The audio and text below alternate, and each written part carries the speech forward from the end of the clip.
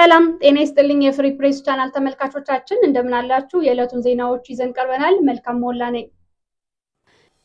የአማራ ፋኖ ብሔራዊ ኃይል በተመሳሳይ ቀን በአራት ወረዳዎች በሰነዘረው የተጠና ጥቃት ሁለት የወረዳ ንዑስ ከተማዎችን ጨምሮ በርካታ ቀበሌዎችን ነፃ አወጣ።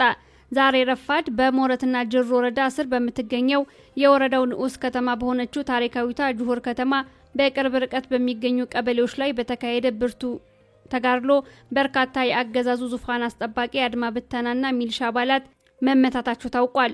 ተጋድሎን የፈጸመው የአማራ ፋኖ ብሔራዊ ኃይል ደቡብ አማራ ቀጠና ሳምነው እዝ አጼ ዘራ ያዕቆብ አንደኛ ኮር 7 ለ7 ክፍለ ጦርና ነጎድጓድ መብረቁ ክፍለ ጦር ናቸው። የ7 ለ7 እና የነጎድጓድ መብረቁ ክፍለ ጦሮች በወሰዱት የተቀናጀ ምት በርካታ መሳሪያዎችን መማረክ ተችሏል። የጁሁር ከተማም ነፃ ወጥታለች። በተመሳሳይ ፋኖ የእንጨቆረር ከተማን ነፃ አውጥቷል። የአጼ ዘራ ያዕቆብ አንደኛ ኮር ተቆጣጥሯታል። በሌላ መረጃ ዛሬ ንጋት እስከ ረፋድ ድረስ በእንሳሮና መርሃቤቴ ወረዳ መገናኛ ቦታ ቻይና ካምፕ ሰፍሮ የሚገኘው የአገዛዙ ሰራዊት ተመቷል። ፋኖቹ ባደረጉት ድንገተኛ ጥቃት መርሃቤቴ ዓለም ከተማና ለሚ ከተማ ሰፍሮ የሚገኘውን የአገዛዙ ሰራዊት መተውታል። ይህ በእንዲህ እንዳለ ከሰሞኑ የግሸራ ቤል ከተማ ነፃ ስትወጣ የአገዛዙን ሰራዊት ተከትለው ወደ አጎራባች ወረዳ ተሰዶ የነበሩ የሚሊሻ አባላት አፋብሃ ደቡብ አማራ ቀጠና ሳምነው እዝ የሰጠውን ምህረት ተጠቅመው በሰላም ተመልሰዋል። ከቤተሰቦቻቸው ጋርም ተቀላቅለዋል። መረጃውን የላከልን የአማራ ፋኖ ብሔራዊ ኃይል ደቡብ አማራ ቀጠና ሳምነው እዝ የአጼ ዘራ ያዕቆብ ህዝብ ግንኙነት ኃላፊ አማረ ታዘዘ ነው። የአማራ ፋኖ ብሔራዊ ኃይል ደቡብ አማራ ቀጠና ሳምነው እዝ የአጼ ዘራ ያዕቆብ አንደኛ ኮር ባደረገው ተጋድሎ ድል አድርጓል። የአጼ ዘራ ያዕቆብ አንደኛ ኮር በጀማ ቻይና ካምፕ መሽጎ የነበረውን የአብይ አህመድ ሰራዊት ዛሬ ባደረገው ተጋድሎ ሙትና ቁስለኛ አድርጎታል። በሌላ በኩል የጀማው ኃይል ላይ ጥቃት ሲከፈትበት ነፍሱን ለማትረፍ የሮጠውን የአብይ አህመድ ሰራዊት በሶስት አቅጣጫ ማለትም ከለሚ ተነስቶ ወደ ጀማ፣ ከመርሃቤቴ ተነስቶ ወደ ጀማና ከመርሃቤቴ ዓለም ከተማ ተነስቶ በረገን ወደ ጀማ አቅጣጫ የተለያዩ ከባድ መሳሪያዎችን አስከትሎ ቢመጣም በፋኖ ከመመታት አልዳንም። ይህ በእንዲህ እንዳለ አብይ አህመድና ሽመልስ አብዲሳ ሰሞኑን በማህበራዊ ሚዲያ ስጋ እያበላን ያስቀመጥነው 100 ሺህ የገዳ ኮማንዶ ኃይል አለን በማለት ከተናገረ በኋላ በተለያዩ የአማራ ክፍሎች ኃይሉን ያስገባ ቢሆንም ዛሬም ከሽንፈት አልዳንም ተብሏል።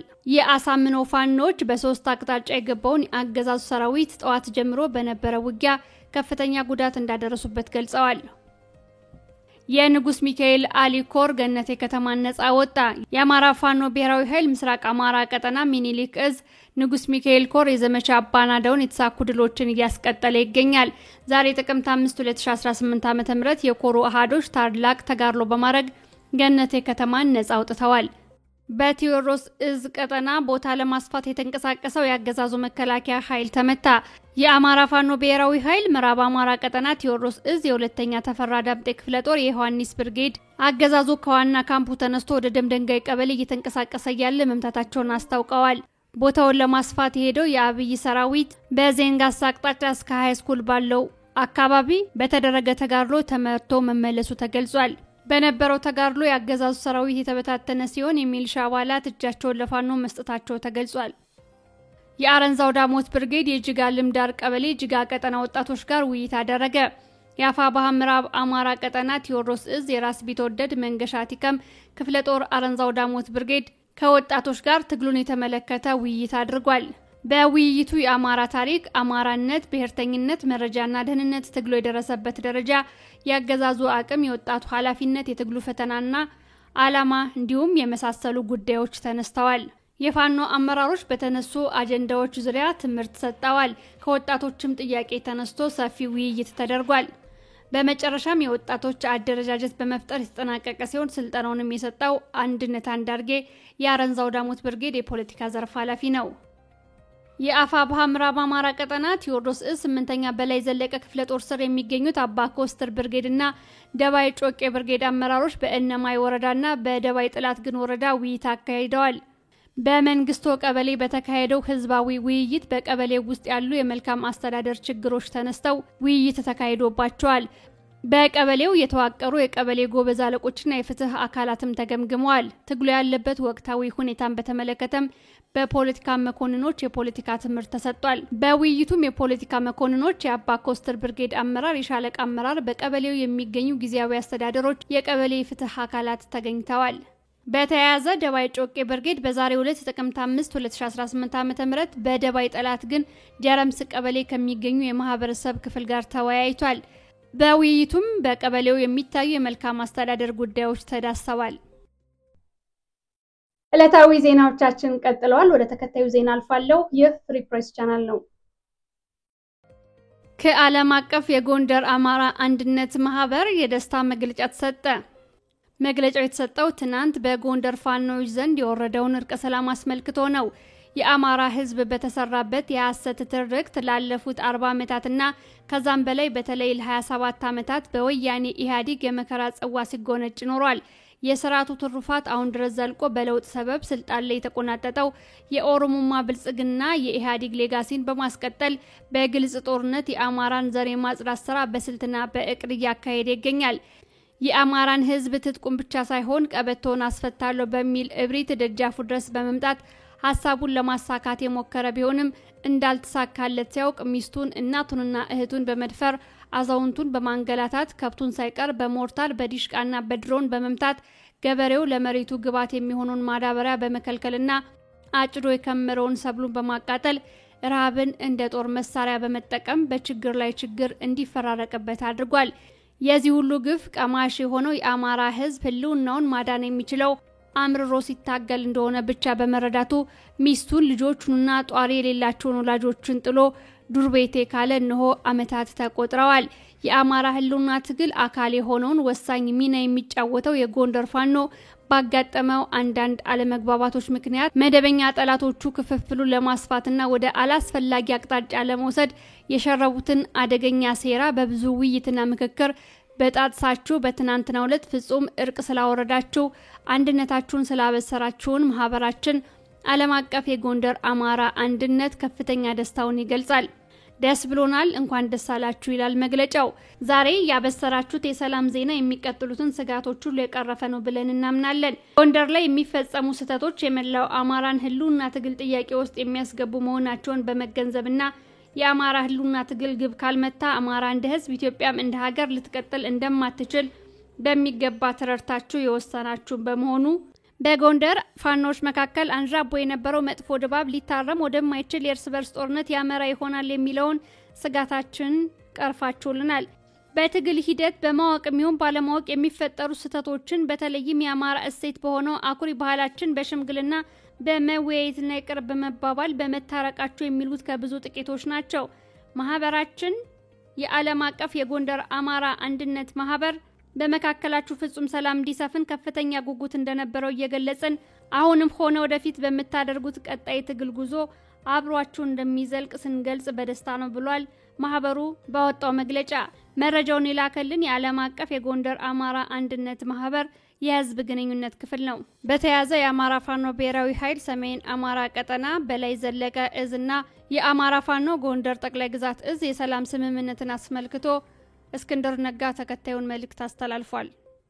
የአማራ ህዝብ የህልውና ትግልን ጥንካሬ፣ ተሰሚነት፣ ተአማኒነትና የመጨረሻ ዕጣ ፈንታ የሚወስን ወሳኝ ጉዳይ መሆኑ ለሁሉም ግልጽ የሆነ እውነታ ነው። የአማራ የህልውና ትግል ጠባብ የፖለቲካ ጥያቄዎችን ለማስፈጸም የሚደረግ ትግል አይደለም። ለአማራ ህዝብ የጄኖሳይድ ህልውና አደጋ ምንጭ ሆኖ የተገኘው ዘረኛው ህገ መንግስት እንደመሆኑ መጠን ዓላማና ግባችን አሁን ያለው ዘረኛን ስርዓት ነቅሎ በአዲስ ህገ መንግስታዊ ስርዓት መተካት ነው።